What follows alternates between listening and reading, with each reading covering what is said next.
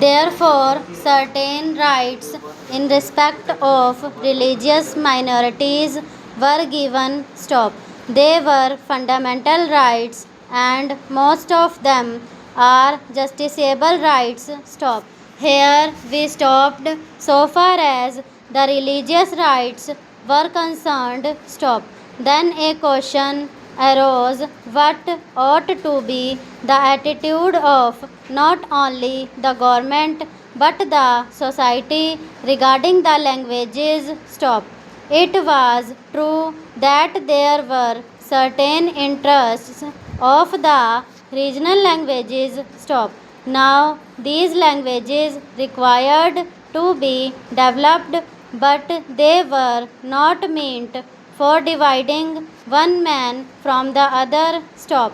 So, in 1956, when the states were formed to a certain extent on the basis of language, what was done was not to have a state with 100% people belonging to the regional language, because there were bound to be people belonging to different languages. Stop.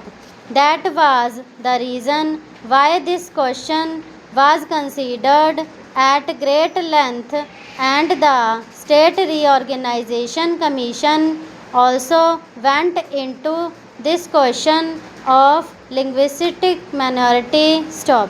It was bound to arise here and there because they were likely to feel that their rights and safeguards given to them might or might not be properly implemented. Stop.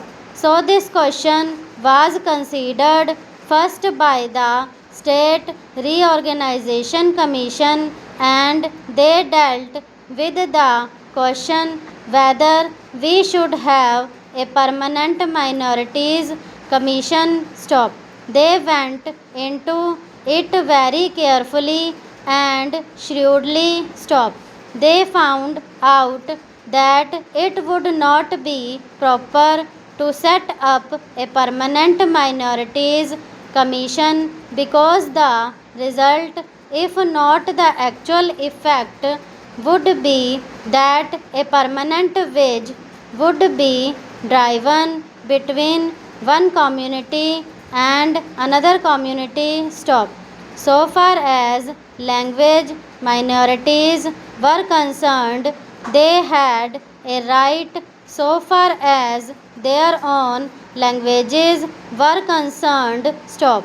They had also an obligation to understand the language of the majority in the particular state. Stop.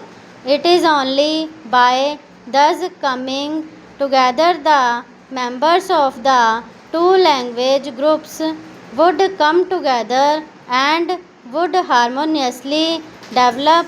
But it was found at the time when the States Reorganization Commission had to consider this, that some machinery should be devised for safeguarding the rights of linguistic minorities only, and after full consideration, what was conceded was that only in respect of linguistic minorities certain rights should be extended and certain rights should be safeguarded, and an officer should be appointed by the President for making a report on the question whether these rights of the linguistic minorities are or are not properly